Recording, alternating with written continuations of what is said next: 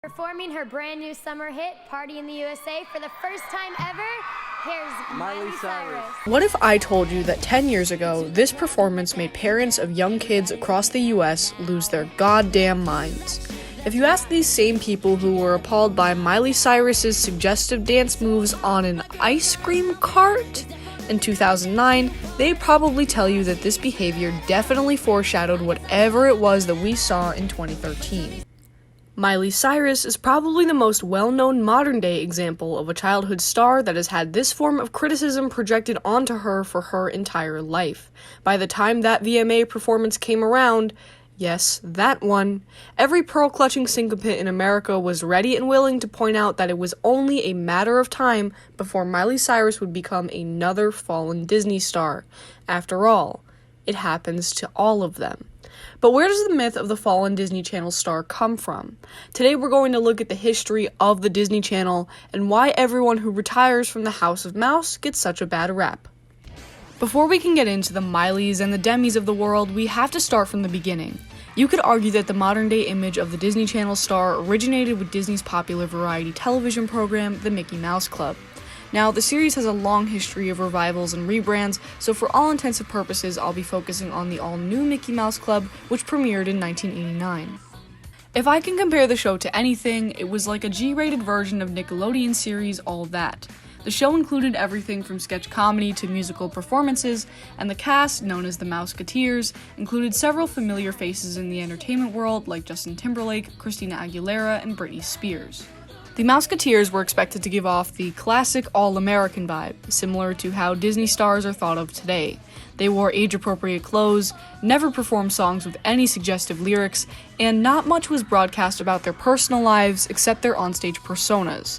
While this image was the framework for the Disney Channel stars of the early 2000s, all of the Mouseketeers went on to have successful careers without any virtual association to the Disney brand. Justin Timberlake, Christina Aguilera, and Britney Spears all had their fair share of I'm not a kid anymore moments, public dramas, sometimes with each other, and in Britney's case, serious cries for help that everyone made fun of instead of deciding to take seriously. But with the occasional exception of Britney, nobody really puts them into the defunct child actor category like they do Miley Cyrus. And to understand why, we have to look at the evolution of the Disney Channel as a brand. The Disney Channel launched in 1983, and since its inception has aired a mix of classic Disney content, original animated shows, and live-action series.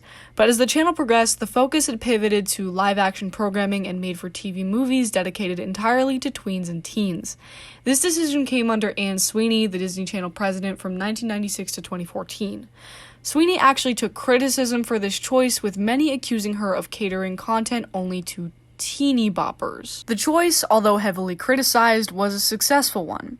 While people argue about what the golden age of Disney Channel actually was, I think depending on your age, it ranged anywhere from Phil of the Future, That's So Raven, Sweet Life of Zack and Cody, and Hannah Montana, and if you were a little on the younger side, Shake It Up, Wizards, Sunny with a Chance, and Jessie.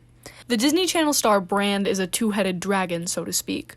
When you watch Disney, you would see your favorite stars acting as the characters in their respective shows, and the shows presented an incredibly sanitized version of reality. But when you weren't even watching the shows themselves, Disney was also trying to sell you the star, in an equally sanitized type of way. Let's break down that first part. On a surface level, Disney shows always had a lot of weird shit going on. A few that I always noticed were that no one ever said the phrase, "oh my god," and that every female character wore like 3 shirts at a time. But something else that I noticed was that over time, the general plots of these shows got more and more unattainable and unrealistic, and I think that was partially by design. Take That's So Raven, for example. Yes, a show about a high school girl seeing into the future is obviously unrealistic, but for the most part it was also very much grounded in reality. In fact, one of the most memorable episodes of the show was Raven learning about racism when she and Chelsea apply for a job that Raven is more qualified for, but Raven doesn't get it because the store manager is later caught explaining that she doesn't hire black people. This is an incredibly realistic and important lesson for a young kid to learn from a series like this, and would make sense given the general setting of the show and accessible environments like a high school or a mall clothing store. But over time, Disney Channel shows became less grounded in that same kind of realism. Hannah Montana was probably the catalyst to this. A show about a high schooler living a double life as a pop star and the wacky hijinks that ensue as a result seems simple enough, but so many of the plots throughout the series hinge on Miley trying to balance her average teenage life and the issues that arise from stardom and fame. The show was a resounding success, so much so that I believe almost every new series after this was an attempt to replicate those same themes. I mean, Sunny with a Chance and Shake It Up are about teen actors on TV shows, and while shows like Jessie or The Sweet Life of Zack and Cody are not exactly about chasing fame, the settings of those series place the characters in such unrealistic environments, like a cruise ship or a hotel, that the plot has to be just as unconventional or unattainable to justify the premise. I mean, for fuck's sake, Cory in the House takes place in the literal White House. And most of the scenarios that these characters go through would never happen to a real kid. There's nothing to be learned from the shows themselves, but by placing the characters in these unattainable settings, more emphasis could be put on pushing the stars of these shows and all of the music and merchandise that came along with them. The goal was not relatability. The goal was aspiration. Now, onto the more complicated piece of this. Have you ever noticed that every Disney Channel star has a singing career? I mean, even the ones that aren't good at singing have some random one-off single that is listed on the soundtrack of a Disney animated feature. And do you know why I know this? Because during the commercial breaks on Disney Channel, you would see the star recording the song. Sometimes they would record songs together. You didn't even know that they knew each other. Remember how badly you wanted to be on the Disney Channel games? Remember when Brenda Song would host Pass the Plate in between commercials? When you weren't watching the show, you were still seeing the actors everywhere.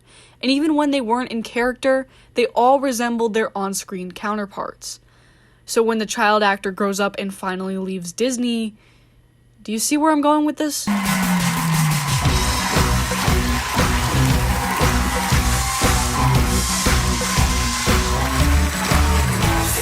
A Twitter thread recently went viral about Miley Cyrus's music video Can't Be Tamed, which is a banger, by the way.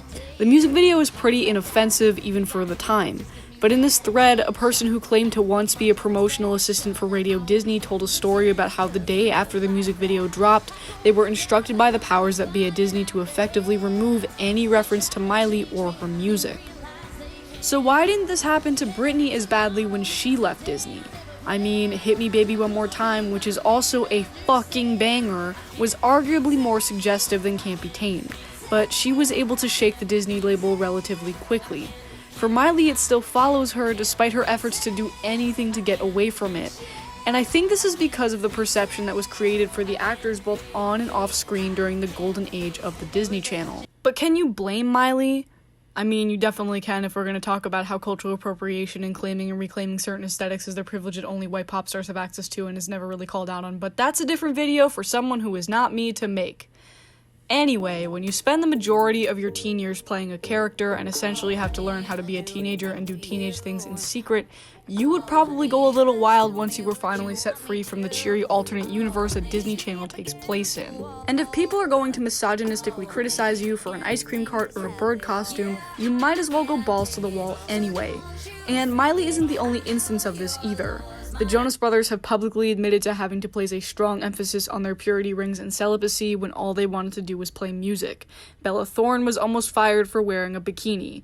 And if you want to go all the way back, the Israeli actor who played Phil from Phil of the Future was required to change his name and cut his hair to appear more American. So when you get used to perceiving these kids in one way for so many years, of course they're going to be different in real life. And any means of them to create an identity for themselves once they leave Disney is always going to be seen as a shock by default. But as audiences grow and change, Disney Channel runs into a problem that they didn't have in the golden age of these shows. Kids are growing up faster, and the content they now consume doesn't match the historic Disney aesthetic. While you and I grew up watching Hannah Montana, elementary school kids are growing up on YouTube. Love it or hate it, this website has endless vlogs, storytime videos, and makeup tutorials to present kids with a less manufactured sense of authenticity. Why watch an unrelatable scripted series on the Disney Channel when you could watch a vlogger tell you everything you need to know about what high school is really like? And not to mention, kids have more progressive values now than they ever have. They don't need everything to be run through a parental filter before they watch it, and if their parents think they do, the kids can easily find it another way. And there's so much more to get into with this topic. I mean, you could write an entire book on the fucked up world of child actors based on like one Corey Feldman interview. But one thing's for sure. You can manufacture an identity all you want, but you can't manufacture authenticity. And if you need proof of that, allow me to point you to Kyle Massey's rap career. I do a lot of fucking things, but you knew that though. Follow me, there's a bedroom through that door. I ain't even wanna do it, but I had to though. When I'm faded, I think so irrational. Might not be here in the morning, nope. Love me right now, not tomorrow. I'ma moonwalk out when it's time to go. Adios, vamos.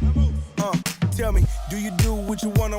You wanna love me all night and leave me in the morning? You wanna get fucked up? Cause I'm gonna stop acting like you don't wanna.